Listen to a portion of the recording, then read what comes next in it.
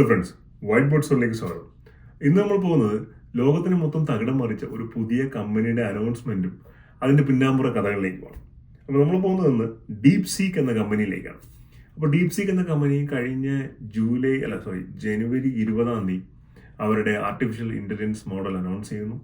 അതിനെ തുടർന്ന് ലോകം ആകെ ഞെട്ടി പറയുന്ന കാര്യം, അമേരിക്കയിലെ വമ്പൻ കമ്പനികൾ പറയുന്നതിൻ്റെ 10 അല്ലെങ്കിൽ 100 കോസ്റ്റിൽ ഒരു ആർട്ടിഫിഷ്യൽ മോഡൽ ഡെവലപ്പ് ചെയ്തിരിക്കുന്നു, ഇന്റലിജൻസ് മോഡൽ ഡെവലപ്പ് ചെയ്തിരിക്കുന്നു ഈ ഡീപ് സീ കമ്പനി പറയുന്നു. അങ്ങനെ ഉടനെ തന്നെ അമേരിക്കൻ മാർക്കറ്റുകളെല്ലാം, ലോകത്തൊട്ടാകെയുള്ള മാർക്കറ്റുകളെല്ലാം തന്നെ റിയാക്ട് ചെയ്യുന്നു. കാര്യം ഇത്രയും നാളെ എല്ലാവരും പ്രതീക്ഷിച്ചിരുന്ന അത്രയും ഇൻവെസ്റ്റ്മെന്റ് ഒന്നും AI വേണ്ട. AI വളരെ തുച്ഛമായ ചിലവിൽ ബിൽഡ് ചെയ്യാൻ പറ്റും, ഈ വലിയ വലിയ കമ്പനികളൊന്നും പറയുന്ന കാര്യമില്ല എന്നുള്ളൊരു തോന്നലിൽ മാർക്കറ്റ് എല്ലാം തന്നെ റിയാക്ട് ചെയ്യുന്നു. 2 ദിവസം കൊണ്ട് മാത്രം അമേരിക്കൻ സ്റ്റോക്ക് മാർക്കറ്റിൽ നിന്നും ഒഴുകിപ്പോയത് $600 ബില്യൺ നെറ്റ് വർത്താണ്. അപ്പോൾ എന്താണ് ഡീപ് സീക്ക്? ഡീപ് സീക്ക് പറയുന്ന കാര്യങ്ങളൊക്കെ ശരിയാണോ എന്നുള്ള കഥയിലേക്കാണ് നമ്മൾ പോകുന്നത്. അപ്പോൾ ഡീപ് സീക്ക് എന്ന് പറയുന്ന കമ്പനി തുടങ്ങുന്നത് ജൂലൈ 2023 ലിയാങ് വെൻഫാങ് എന്ന് പറയുന്ന ഒരു ചൈനക്കാരനായ ആളാണ്, ഒരു എന്തൂസിയാസ്റ്റ് ആണ് സ്റ്റാർട്ട് ചെയ്യുന്നത്. അദ്ദേഹം സെജാങ് യൂണിവേഴ്സിറ്റിയിൽ നിന്നും PhD കംപ്ലീറ്റ് ചെയ്തതിന് ശേഷം ഈ ആർട്ടിഫിഷ്യൽ ഇന്റലിജൻസ് മോഡലുകളുമായി വളരെ ഇൻട്രസ്റ്റഡ് ആയിട്ട് വരികയും അതിൽ വർക്ക് ചെയ്യുകയും ഈ കമ്പനി ഓപ്പൺ ചെയ്യുകയും ചെയ്തു. അപ്പോൾ ഈ കമ്പനി ഓപ്പൺ ചെയ്തപ്പോൾ തന്നെ ഹൈ ഫ്ലയർ എന്ന് പറയുന്ന ഒരു ഹെഡ്ജ് ഫണ്ട് എന്ന് പറഞ്ഞു കഴിഞ്ഞാൽ ഇൻവെസ്റ്റ് ചെയ്യുന്ന ഒരു ഫണ്ടാണ്. പലരുടെയും കാശ് വാങ്ങി ഇൻവെസ്റ്റ് ചെയ്യുന്ന ഒരു ഫണ്ടാണ് ഹെഡ്ജ് ഫണ്ട്. അപ്പോൾ ഈ ഹൈ ഫ്ലയർ എന്ന് പറയുന്ന ഹെഡ്ജ് ഫണ്ട് വലിയ തോതിലുള്ള ഇനിഷ്യൽ ഇൻവെസ്റ്റ്മെന്റ് ഈ ഡീപ് സീക്കിൽ നടത്തിയിരുന്നു. അങ്ങനെ ഡീപ് സീക്ക് അവരുടെ പ്രവർത്തനങ്ങളൊക്കെ സ്റ്റാർട്ട് ചെയ്യുന്നത്. ചൈനയിൽ ഈ ചെറിയ ചെറിയ കമ്പനികൾക്ക് AI പോലുള്ള ഏരിയസിലോട്ട് വന്ന് അവരുടേതായ ഡെവലപ്മെന്റ്സ് കൊണ്ടുവരാനായിട്ട് വലിയ ബുദ്ധിമുട്ടാണ്. അതിന് കാരണം എന്ന് പറഞ്ഞാൽ അലിബാബ, ബൈറ്റ്ഡാൻസ്, ഈ 2 കമ്പനികളും അവർ ചൈനയിലെ അതികായകന്മാരാണ്. അവരേതാണ്ട് ഇതിൻ്റെ മാർക്കറ്റിലെ മൊത്തം സാധനങ്ങളെയും കൺട്രോൾ ചെയ്ത് വച്ചേക്കുന്ന ഒരു സാഹചര്യമാണ്. ഏതെങ്കിലും ഒരു കമ്പനി വന്നു കഴിഞ്ഞാൽ അവരെ കോപ്പി റൈറ്റ് വെച്ച് താഴെ ഇടുക, അല്ലെങ്കിൽ അവരുടെ സാധനങ്ങൾ അവരുടെ കമ്പനി മൊത്തത്തിൽ വാങ്ങി ഇവർ ടേക്ക് ഓവർ ചെയ്യുക, അങ്ങനെയുള്ള കംപ്ലീറ്റ് കലാപരിപാടികളും പയറ്റുന്ന ആൾക്കാരാണ് അലിബാബയും ബൈറ്റ്ഡാൻസും. ഈ ബൈറ്റ്ഡാൻസിനാണ് ടിക്ടോക്കും ക്യാപ് കട്ടും എല്ലാം തന്നെ. അലിബാബ ഈ ആമസോൺ പോലത്തെ ഒരു കമ്പനിയാണ്, ക്ലൗഡ് സർവീസ് കൊടുക്കുന്ന ഒരു കമ്പനിയാണ്. അപ്പോൾ അവരെല്ലാം വിചാരിച്ചിട്ടും ഈ ഹെഡ്ജ് ഫണ്ടിൻ്റെയൊക്കെ ഫണ്ടിങ് ഉള്ളതുകൊണ്ട് ഡീപ് സീക്ക് അവരുടെ പ്രവർത്തനങ്ങൾ പതുക്കെ ആയിട്ട് സ്റ്റാർട്ട് ചെയ്തു. അങ്ങനെ സ്റ്റാർട്ട് ചെയ്തതാണ് അവരാദ്യം അവരുടെ foundational model deep seek V3 version 3 foundational model എന്ന് പറയുന്ന ഒരു LLM മോഡൽ കൊണ്ടുവരുന്നു. അത് കഴിഞ്ഞ് ഈ ജനുവരി 20 ഡീപ് സീക്ക് R1 എന്ന് പറയുന്ന ഒരു LLM മോഡൽ കൊണ്ടുവരുന്നു. അപ്പം ഞാൻ ഈ LLM എന്ന് പറയുമ്പോൾ കുറച്ച് പേർക്കെങ്കിലും ഒരു സംശയം ഉണ്ടോ, എന്താണ് ഈ LLM എന്ന് പറയുന്ന മോഡൽ? LLM എന്ന് പറഞ്ഞു കഴിഞ്ഞാൽ ലാർജ് ലാംഗ്വേജ് മോഡൽ എന്നാണ് ഇതിൻ്റെ എക്സ്പാൻഷൻ. വളരെ സിമ്പിളായിട്ടുള്ള രീതിയിൽ ഞാൻ പറഞ്ഞുതരാം ഇതെന്താണ്. നമ്മളൊരു ലൈബ്രറിയിലേക്ക് ചെല്ലും. ആ ലൈബ്രറിയിൽ ഏതാണ്ട് 1,00,000 ബുക്കുണ്ട്, പല ഭാഷകളിലുള്ള പല വിഷയങ്ങളിലുള്ള 1,00,000 പുസ്തകം ആ ലൈബ്രറിയിലുണ്ട്. ഭയങ്കര വലുതാണ്. അവിടെ ഒരു ലൈബ്രറിയനുണ്ട്. ആ ലൈബ്രറിയൻ ഈ 1,00,000 പുസ്തകങ്ങളും വായിച്ചിട്ടുണ്ട്. പുള്ളിക്ക് കംപ്ലീറ്റ് കാര്യങ്ങളും അറിയാം. ബുക്കിലുള്ള 4ാം മഹായുദ്ധത്തെ കുറിച്ച് ചോദിച്ചാലോ, അലക്സാണ്ടറിനെ കുറിച്ച് ചോദിച്ചാലോ, ചന്ദ്രഗുപ്ത മൗര്യന്റെ കാര്യം ചോദിച്ചാലോ, അല്ലെങ്കിൽ ഹാരപ്പൻ സിവിലൈസേഷന്റെ കാര്യം ചോദിച്ചാൽ തൊട്ട് ഏറ്റവും ലേറ്റസ്റ്റ് ആയിട്ട് ജെയിംസ് വെബ് ടെലസ്കോപ്പ് എന്താണെന്ന് ചോദിച്ചാൽ പോലും പുള്ളിക്കറിയാം. പുള്ളിക്ക് സകലമാന കാര്യങ്ങളെ പറ്റിയും നല്ല ഐഡിയ. അപ്പം നമ്മൾ പോയിട്ട് പുള്ളിയുടെ ചോദിക്കണം, ചേട്ടാ ഈ ജെയിംസ് വെബ് ടെലസ്കോപ്പിൽ എന്ത് ലെൻസാണ് ഉപയോഗിച്ചിരിക്കുന്നത്? അപ്പോൾ ഉടനെ പുള്ളി പറയണം, ഇത് ഇങ്ങനെ ലെൻസാണ് ഉപയോഗിച്ചിരിക്കുന്നത്. ഓ ശരി, ഓക്കെ. ഈ അലക്സാണ്ടർ ശരിക്കും ഇന്ത്യ ആക്രമിച്ചിരുന്നു, അതെന്താണ് കഥ? ഇതാണ് കഥ. അങ്ങനെ എല്ലാ കാര്യങ്ങളും പുള്ളി അങ്ങ് പറയുവാണ്, നമ്മൾ സാധാരണ സംസാരിക്കുന്നത്. ഇത് തന്നെയാണ് LLM മോഡൽസും ചെയ്യുന്നത്. അതായത് നമുക്ക് ഇന്റർനെറ്റിൽ അവൈലബിൾ ആയിട്ടുള്ള ലഭ്യമായ ഡേറ്റകളെല്ലാം എടുത്ത് ട്രെയിൻ ചെയ്യുവാണ് മെഷീൻ ലേണിംഗ് പ്രോസസ്സ് ഉപയോഗിച്ചിട്ട്. ഈ മോഡൽ, ഒരു ഡേറ്റ മോഡൽ കോഡ് ചെയ്തുണ്ടാക്കും, പല ലാംഗ്വേജസിലുണ്ടാക്കും, ജാവ, പൈത്തൺ, അതിലെല്ലാം തന്നെ കോഡ് ചെയ്തുണ്ടാക്കിയതിന് ശേഷം അതിലോട്ട് ഈ ഡേറ്റ പാസ് ചെയ്ത് ഈ മോഡലിനെ ട്രെയിൻ ചെയ്യുവാണ്. അങ്ങനെ ട്രെയിൻ ചെയ്ത് പിന്നെ ട്രെയിനിങ്, വാലിഡേഷൻ, അങ്ങനെയുള്ള കുറേ പരിപാടികളൊക്കെ ഉണ്ട്. എന്തായാലും ഈ ലൈബ്രറീനെ പോലെ നമ്മൾ ഈ മോഡലിനെ ട്രെയിൻ ചെയ്യുന്നു. അപ്പോൾ നമ്മൾ കമ്പ്യൂട്ടറിൽ പോയിട്ട് ഗൂഗിൾ സെർച്ച് ചെയ്യുമ്പോൾ, നമ്മൾ ഏതെങ്കിലും സാധനം പറ്റി ഗൂഗിൾ സെർച്ച് ചെയ്താൽ കുറേ വെബ് പേജ് നമുക്ക് ലിസ്റ്റ് ആവുമല്ലോ. പക്ഷെ നമ്മൾ ChatGPTയിലാണ് ഈ സെർച്ച് ചെയ്യുന്നതെങ്കിൽ ഒരുപാട് വെബ് പേജ് ലിസ്റ്റ് ആവുന്നതിന് പകരം ChatGPT വെബ് പേജിലൊക്കെ പോയിട്ട് എല്ലാം വായിച്ച് മനസ്സിലാക്കി ഒരു രത്ന ചുരുക്കമാക്കിയിട്ട് നമ്മുടെ ഫ്രണ്ടിലേക്ക് പറയും. അപ്പോൾ നമുക്ക് കുറച്ചുകൂടെ പെട്ടെന്ന് മനസ്സിലാക്കാൻ പറ്റും. മറ്റേ നമ്മൾ 5-6 വെബ്സൈറ്റിൽ പോകണം, എന്തൊക്കെ മനസ്സിലാക്കണം, വലിയ പാടാണ്. ഇപ്പോൾ എനിക്കിവിടെ നിന്ന് ഐസ്ലാൻഡിൽ പോകണം. How can I do a trip to Iceland in 3 days? Where should I stay എന്ന് ചോദിച്ചു കഴിഞ്ഞാൽ ഈ ChatGPT നേരെ പോയിട്ട് എല്ലാ സംഭവങ്ങളും മനസ്സിലാക്കി ഇന്ന സ്ഥലങ്ങളിൽ നിങ്ങൾക്ക് താമസിക്കാം, ഇതാണ് അവിടുത്തെ അഡ്രസ്സ്, നിങ്ങൾക്ക് വേണമെങ്കിൽ ഇത് ഉപയോഗിക്കാം, ഇന്ന സ്ഥലങ്ങളിൽ പോകുമ്പോൾ ശ്രദ്ധിക്കണം എന്നൊക്കെ പറഞ്ഞ് എല്ലാ ഡീറ്റെയിൽസും നമുക്ക് തരും. നമ്മൾ ലൈബ്രറി സംസാരിക്കുന്നത്. അപ്പോൾ ഒരു സാധാരണ മനുഷ്യനുമായി സംസാരിക്കുന്ന രീതിയിൽ നമുക്ക് ഈ ChatGPT ആയിട്ട് ഇൻട്രാക്ട് ചെയ്യാൻ പറ്റും. അതായത് നാച്ചുറൽ ലാംഗ്വേജ് പ്രോസസ്സിങ്, അത് നാച്ചുറൽ ആയിട്ടുള്ള സംസാര രീതി. അതിന് കമ്പ്യൂട്ടറിൽ പറയുന്ന ടേമാണ് നാച്ചുറൽ ലാംഗ്വേജ്, NLP എന്ന് പറയും, ലാംഗ്വേജ് പ്രോസസ്സിങ്. അപ്പം സംസാരിക്കാൻ പറ്റുന്ന രീതി. ഇതാണ് LLM മോഡൽ അല്ലെങ്കിൽ ChatGPT. ഇപ്പോൾ ഇത് OpenAI എന്ന് പറയുന്ന കമ്പനി ഡെവലപ്പ് ചെയ്യുന്നതാണ് ChatGPT. ഗൂഗിൾ ഡെവലപ്പ് ചെയ്യുന്നത് ഗൂഗിൾ ബാർഡ്, പിന്നെ ഫേസ്ബുക്കിൻ്റെയാണ് ഫേസ്ബുക്ക് ലാമ, പിന്നെ ഒരു ട്വിറ്ററിന് അത് അവരുടെ ഉണ്ട്. അങ്ങനെ കുറേ LLM മോഡൽസ് ഉണ്ട്. ഓരോ കമ്പനിയും അവരുടേതായ തനതായിട്ടുള്ള രീതിയിൽ നമുക്ക് ഡെവലപ്പ് ചെയ്തിട്ടുണ്ട്. ഇപ്പോൾ ഈ ഫേസ്ബുക്കിലൊക്കെ ചില പോസ്റ്റ് വരുമ്പോഴത്തേക്കും താഴെ ഒരു ചെറിയ AI സിമ്പൽ ഉണ്ടായിരിക്കും. നമുക്കത് ക്ലിക്ക് ചെയ്ത് കഴിഞ്ഞാൽ പെട്ടെന്ന് തന്നെ ഈ പോസ്റ്റിനെ പറ്റിയുള്ള details, India Australia test cricket ആണെങ്കിൽ അതിൻ്റെ ഹിസ്റ്ററി, അതിൻ്റെ ഡീറ്റെയിൽസ് എല്ലാം തന്നെ നമുക്ക് വരും. ഈ AI എന്ന് പറയുന്ന സംഭവം വരുന്ന വർഷങ്ങളിൽ നമ്മുടെ സാധാരണ ജീവിതത്തിൽ പോലും വരുത്താൻ പോകുന്ന മാറ്റങ്ങൾ അതിഭയങ്കരമായിരിക്കും. ഇൻ്റർനെറ്റ് പോലൊരു സംവിധാനം നമ്മുടെ ജീവിതത്തിൽ എന്തൊക്കെ മാറ്റങ്ങൾ വരുത്തിയോ അതിൻ്റെ ഡബിൾ എഫക്റ്റിൽ ഈ AI ആർട്ടിഫിഷ്യൽ ഇൻ്റലിജൻസ് നമ്മുടെ ലൈഫിനെ മാറ്റിമറിക്കും. ഓരോ കാര്യങ്ങളായിട്ട് മാറിക്കൊണ്ടിരിക്കുകയാണ്. നമ്മൾ വളരെ പെട്ടെന്ന് ചിന്തിക്കുന്നില്ലെങ്കിൽ കൂടിയും വളരെ മാറ്റങ്ങളുണ്ടാകും. നമ്മുടെ കഥയിലേക്ക് തിരിച്ചു വരാം. അപ്പോൾ അങ്ങനെ ഈ അമേരിക്കൻ കമ്പനികളൊക്കെ പറയുന്നു ഈ LLM ഉണ്ടാക്കാനായിട്ട് ഒരുപാട് കാശ് ചിലവാകും, ഇതിനെ ട്രെയിൻ ചെയ്യാനായിട്ട് ഒരുപാട് പൈസ ചിലവാകും, ബില്യൺസ് ഓഫ് ഡോളേഴ്സ് വേണ്ടി വരും, ട്രില്യൺസ് ഓഫ് ഡോളേഴ്സ് വേണ്ടി വരും എന്ന് ആരൊക്കെ പറയുന്നു? OpenAI പറയുന്നു, ഗൂഗിൾ പറയുന്നു, അങ്ങനെ അവരെല്ലാം പറയുന്നു. അപ്പോഴത്തേക്കും ഈ ചൈന കമ്പനി DeepSeek വന്നിട്ട് പറയുന്നു, നിങ്ങൾ എന്താണ് പറയുന്നത്? ഇതിൻ്റെ ഒന്നും ആവശ്യമില്ല, നമ്മളിതാ വെറും $6.5 മില്യൺ നിങ്ങളുടെ OpenAI ചെയ്യുന്നതിനേക്കാൾ ഈ സാധനം നല്ല വെടിപ്പാര് ചെയ്തിട്ടുണ്ട് എന്ന് പറഞ്ഞിട്ട് ഈ DeepSeek R1 മോഡൽ ലോകത്തിൻ്റെ ഫ്രണ്ടിലോട്ട് അങ്ങ് പ്രസന്റ് ചെയ്യുവാണ്. ഇത് കേൾട്ട പാടി കേൾക്കാത്ത പാതി ആൾക്കാർ ഭഗവാനെ $6.5 മില്യൺ ഇത് എന്ത് ഈസി ആയിട്ടാണ് ചെയ്യാൻ പറ്റുന്നത്. അപ്പോൾ ഈ NVIDIA വലിയ വലിയ ചിപ്പൊക്കെ ഉണ്ടാക്കണമെന്ന് പറഞ്ഞാൽ എന്തിനാണ്? എല്ലാവരും കള്ളം പറയുവാണ്, നമ്മുടെ ഈ സ്റ്റോക്ക് ഇതൊക്കെ ഒരു ബബിളാണ്, ഇതിപ്പോൾ ബേസ്റ്റ് ചെയ്യും, നമുക്ക് സ്റ്റോക്കൊക്കെ വിറ്റൊഴിയണമെന്നൊക്കെ പറഞ്ഞിട്ട് ആൾക്കാർ പോയി സ്റ്റോക്കെല്ലാം വിറ്റൊഴിയുന്നു, മാർക്കറ്റ് താഴോട്ട് പോകുന്നു, ഇടിയുന്നു. ഇതാണ് കഴിഞ്ഞ ഒരു 2-3 ദിവസമായിട്ട് സംഭവിച്ചത് ലോക മാർക്കറ്റുകളെല്ലാം തന്നെ. ഇനി ശരിക്കും ഈ DeepSeek അവരെന്താണ് ചെയ്തിരിക്കുന്നത് നമുക്ക് നോക്കാം. അപ്പം നേരത്തെ ഞാൻ പറഞ്ഞതുപോലെ ജൂലൈ 2023 ഈ DeepSeek സ്റ്റാർട്ട് ചെയ്യുന്നത്. ലിയാങ് വെൻഫെങ് എന്ന് പറയുന്ന വ്യക്തിയാണ് ഇത് സ്റ്റാർട്ട് ചെയ്യുന്നത്. അപ്പോൾ അദ്ദേഹം പിന്നെ ഇത് സ്റ്റാർട്ട് ചെയ്തതിൻ്റെ ഇതിൽ വർക്ക് ചെയ്യാൻ തുടങ്ങുമ്പോഴത്തെ അദ്ദേഹം മനസ്സിലാക്കുന്നു ചൈന ഡെവലപ്പ് ചെയ്തിരിക്കുന്ന AI മോഡലെല്ലാം തന്നെ വളരെ എഫിഷ്യൻസി കുറവാണ്. സാധാരണ ഒരു ടാസ്ക് ചെയ്യാൻ പോലും OpenAI ഉപയോഗിക്കുന്നതിനേക്കാളും ഇരട്ടി കമ്പ്യൂട്ടേഷണൽ പവർ അവിടെ എക്സിസ്റ്റ് ചെയ്യുന്ന മോഡൽസ് എല്ലാം തന്നെ ഉപയോഗിക്കുന്നുണ്ട്.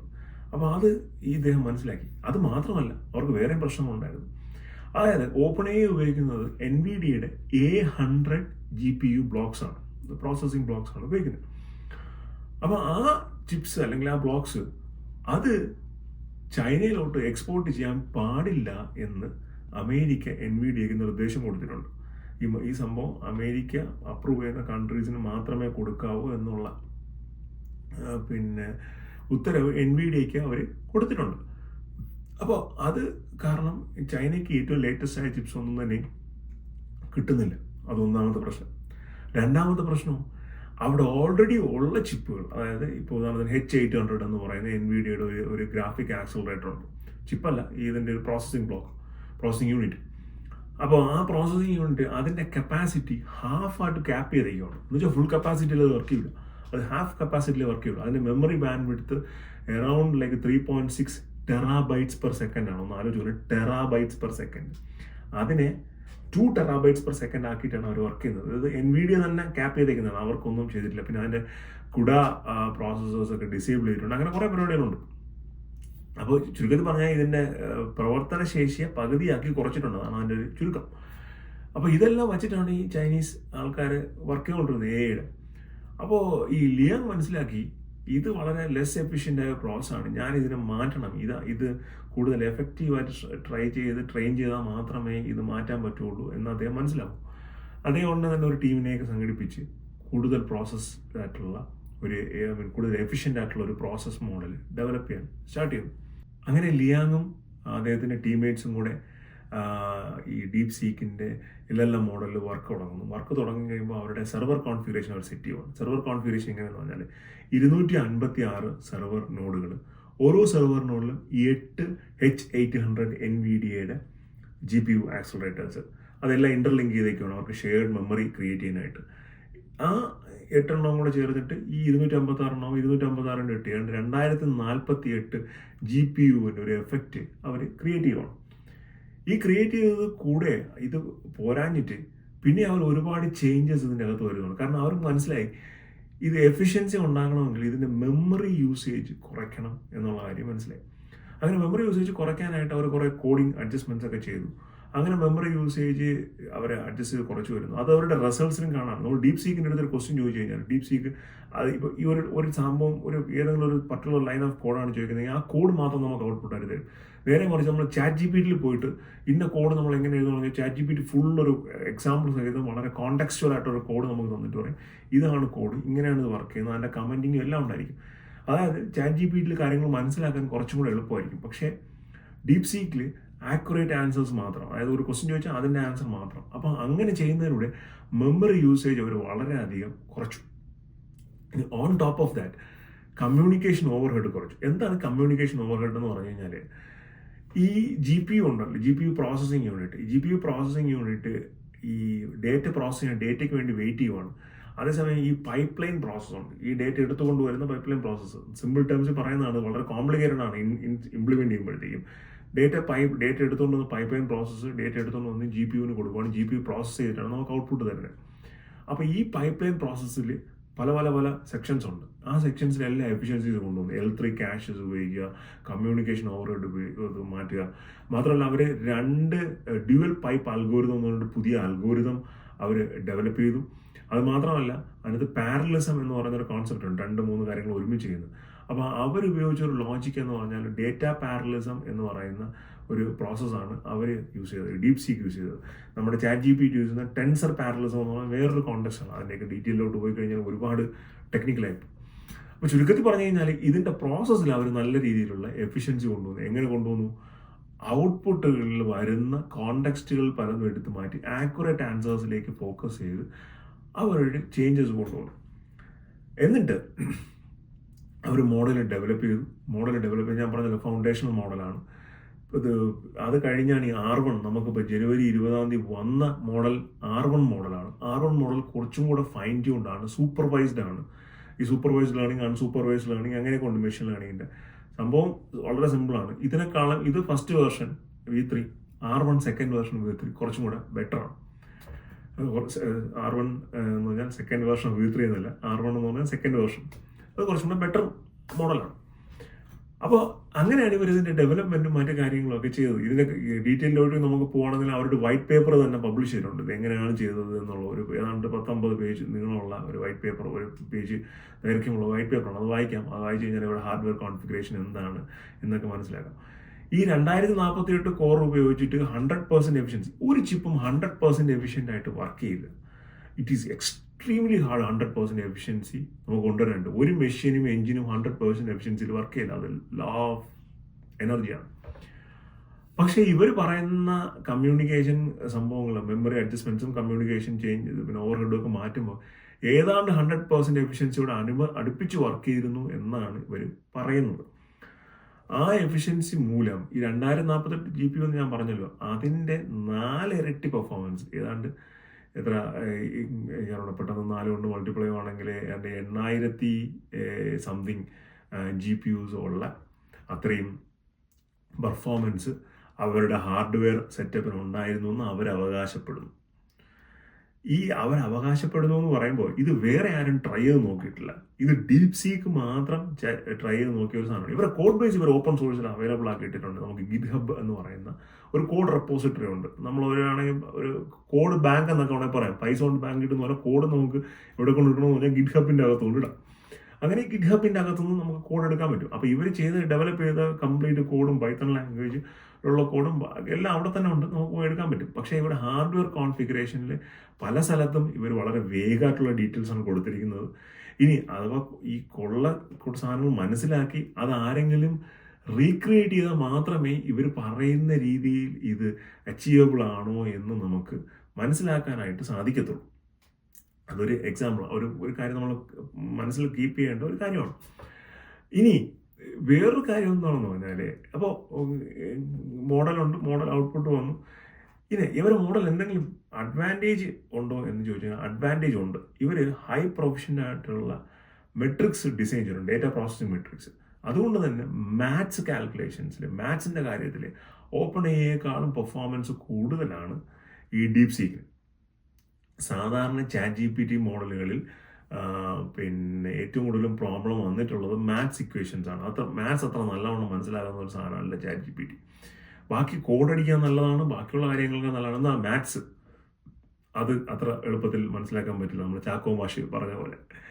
അപ്പോൾ എന്തായാലും പിന്നെ ഈ ഡീപ് സീക്കിൻ്റെ മോഡലിന് മാത്സ് കുറച്ചും കൂടി എഫിഷ്യൻ്റ് ആയിട്ട് ചെയ്യാൻ പറ്റുന്നത്. മേ ബി ഒരു ആക്യുറസിക്ക് വേണ്ടിയിട്ട് ട്രെയിൻ ചെയ്തുകൊണ്ടായിരിക്കാം അത് കുറച്ച് ബെറ്റർ ആണെന്നാണ് അവരുടെ കോഡും നോക്കിയ റിവ്യൂവേഴ്സും അതിൻ്റെ ആർട്ടിക്കിൾസും എല്ലാം തന്നെ പറയുന്നത്. ഇനി ഇതിൻ്റെ പിന്നാമ്പുറക്കഥകൾ ഇവിടെ കൊണ്ടൊന്നും തീരുന്നില്ല. ഇനിയാണ് അതിനകത്ത് രസകരമായ ഒരു കാര്യം. രസകരമായ ഒരു കാര്യം എന്ന് പറഞ്ഞു കഴിഞ്ഞാൽ, ഈ ഹൈ ഫ്ലയർ എന്ന് പറയുന്ന ഒരു ഹെഡ്ജ് ഫണ്ട് ഇവരെ സപ്പോർട്ട് ചെയ്തിരുന്നു എന്ന് ഞാൻ ആദ്യമേ പറഞ്ഞല്ലോ.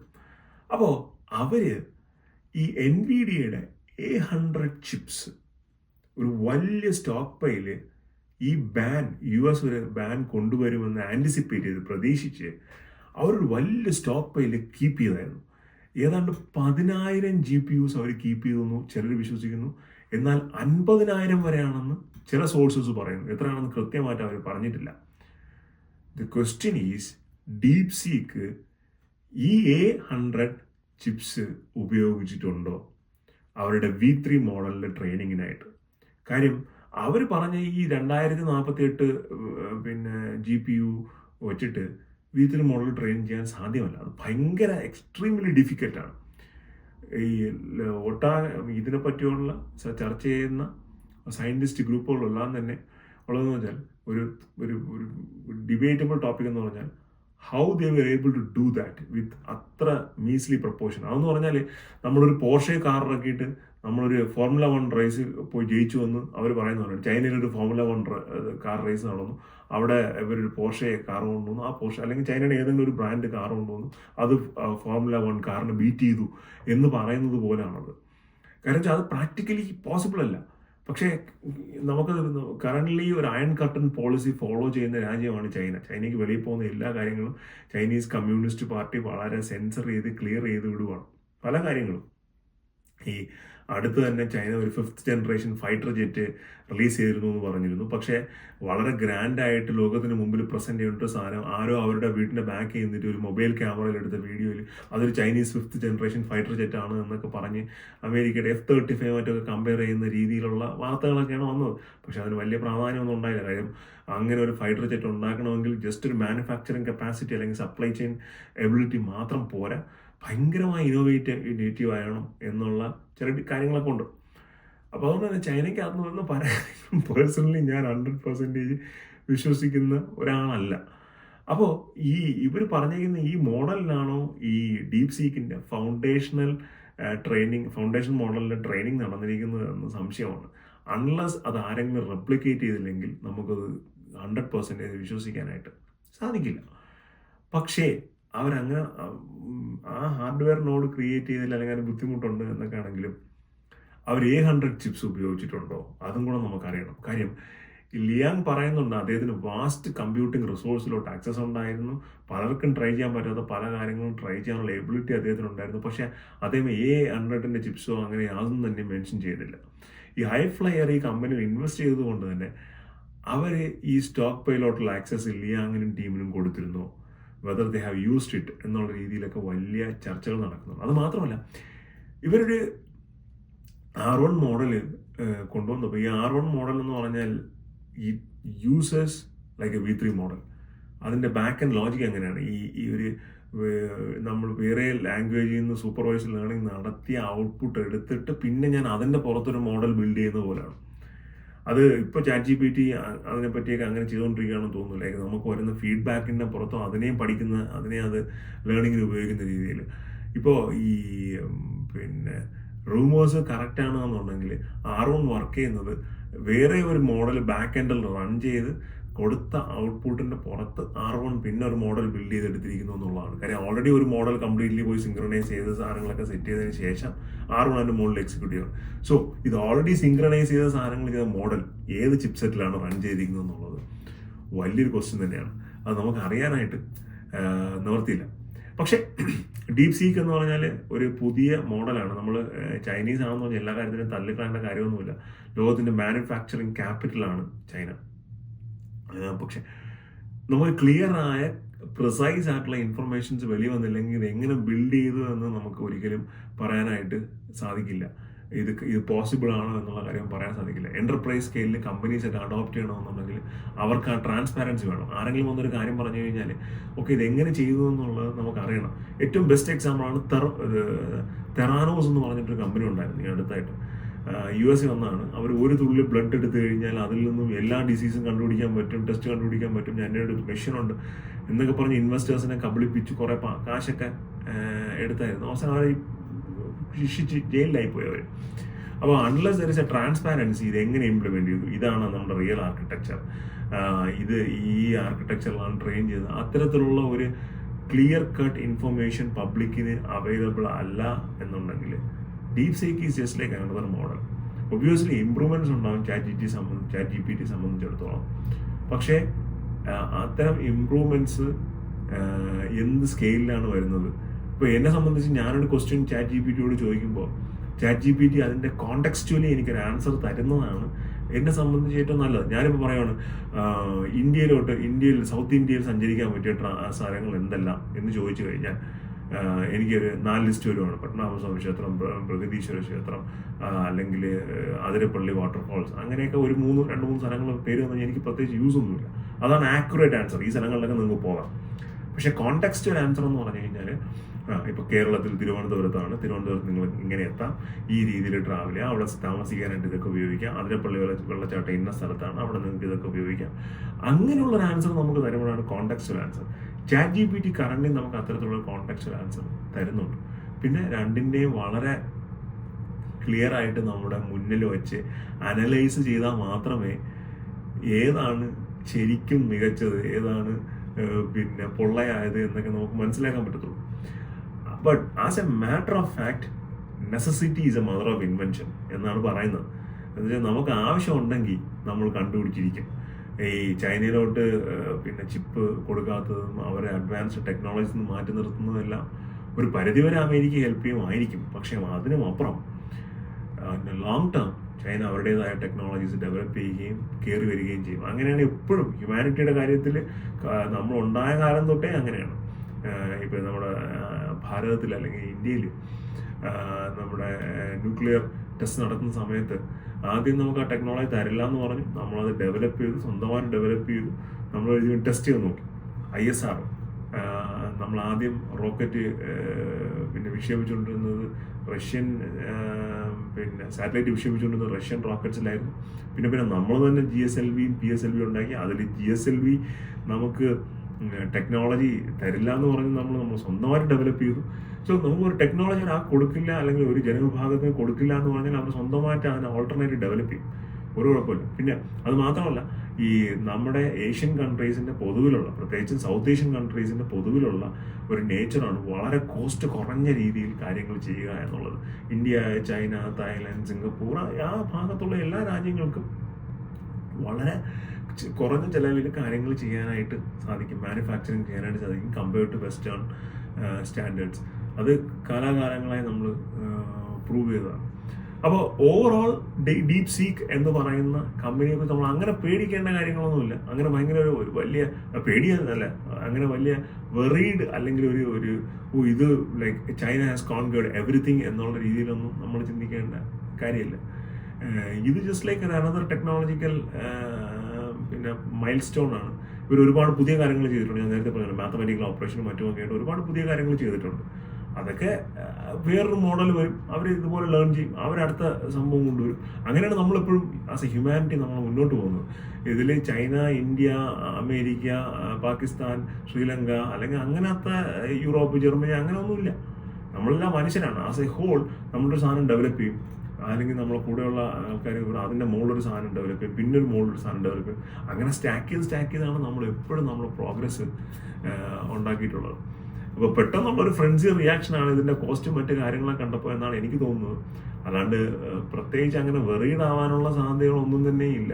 കമ്പനീസ് ഓഫൺ അഡ്ജസ്റ്റ് ചെയ്യും ഇതിൻ്റെ സിറ്റുവേഷൻ അനുസരിച്ച്. കാര്യം പലപ്പോഴും മാർക്കറ്റിൻ്റെ റിയാക്ഷൻ എന്ന് പറഞ്ഞാൽ കേൾക്കാത്ത പാതി ഓടുന്ന പോലെയാണ്. കാളവെറ്റ എടുത്ത കയറെടുത്തു എന്ന് പറഞ്ഞ പോലെ മാർക്കറ്റ് ആ വഴിക്കങ്ങ് റിയാക്ട് ചെയ്യുന്നതാണ്. വലിയ സംഭവം ഇതിനകത്തുള്ളതായിട്ട് എനിക്ക് തോന്നിയില്ല. ഡെഫിനറ്റ്ലി എ ഗ്രേറ്റ് മോഡൽ, നല്ലൊരു അഡ്വാൻസ്മെന്റ്സ് ഉണ്ട്. ChatGPTക്ക് ഹാൻഡിൽ ചെയ്യാൻ പറ്റാത്ത ഒരുപാട് കാര്യങ്ങൾ ഇവർ ഹാൻഡിൽ ചെയ്തിട്ടുണ്ട്. വളരെ ചെറിയ കോസ്റ്റ് തന്നെയായിരിക്കും അവർ ചെയ്തത്. സോ വരും ദിവസങ്ങളിൽ ബെറ്റർ ആയിട്ടുള്ള മോഡൽ ചൈനയിൽ നിന്ന് തന്നെ വന്നേക്കാം. നമുക്കത് അതിനെക്കുറിച്ചൊന്നും പറയാൻ പറ്റില്ല. കുറഞ്ഞ ചിപ്പിൽ തന്നെ വളരെ എഫിഷ്യൻ്റ് ആയിട്ടുള്ള സാധനങ്ങൾ ചൈനയിൽ തന്നെ വന്നേക്കാം. അതൊക്കെ ഞാൻ നേരത്തെ പറഞ്ഞ പോലെ നമ്മുടെ മനുഷ്യൻ്റെ മൊത്തത്തിലുള്ള ഉന്നമനത്തിന് കാരണമാകുന്ന കാര്യങ്ങളൊക്കെ തന്നെയാണ്. അപ്പോൾ എന്നാലും ഈ ഡീപ് സീക്കിനെ കുറിച്ചുള്ള സെഷൻ നിങ്ങൾക്ക് ഇഷ്ടപ്പെട്ടു, അല്ലെങ്കിൽ കഥ നിങ്ങൾക്ക് ഇഷ്ടപ്പെട്ടു എന്ന് വിചാരിക്കുന്നു. ഇഷ്ടപ്പെട്ടിട്ടുണ്ടെങ്കിൽ നിങ്ങൾ ഫീഡ്ബാക്ക് കമൻസിൽ പറയുക. വീഡിയോസ് ഇഷ്ടപ്പെട്ടാൽ ലൈക്ക് ചെയ്യുക, ഷെയർ ചെയ്യുക, സബ്സ്ക്രൈബ് ചെയ്യുക. പിന്നെ ഒരു കാര്യം മറക്കരുത്, ഡീപ് സീക്കിൽ നിങ്ങൾ ഉണ്ടാക്കുന്ന എന്ത് സാധനവും, കോഡായാലും പിന്നെ ബാക്കിയുള്ള ഇമേജസ്, വീഡിയോസ് എല്ലാം തന്നെയും കോപ്പി റൈറ്റ് ടു ഡീപ് സീക്കാണ്. ChatGPT don't copyright whatever they are making for us. ChatGPT ചെയ്ത സാധനം നമുക്കായിട്ട് തരുവാണ്. നിങ്ങൾ ക്രിയേറ്റ് ചെയ്ത് നിങ്ങളാണ്, ഞങ്ങൾക്ക് കോപ്പി റൈറ്റ് ഇല്ല. ഡീപ് സീക്കിൽ നിങ്ങൾ ചെയ്യുകയാണെന്നുണ്ടെങ്കിൽ കോപ്പി റൈറ്റ് ഉണ്ട്. അത് എപ്പോഴും മനസ്സിൽ വച്ചേക്കുക. അപ്പോൾ എന്തായാലും വീഡിയോസ് ഇഷ്ടപ്പെടുന്നുണ്ടെങ്കിൽ ലൈക്ക്, ഷെയർ ആൻഡ് സബ്സ്ക്രൈബ്. മറ്റൊരു വീഡിയോ ആയിരിക്കും.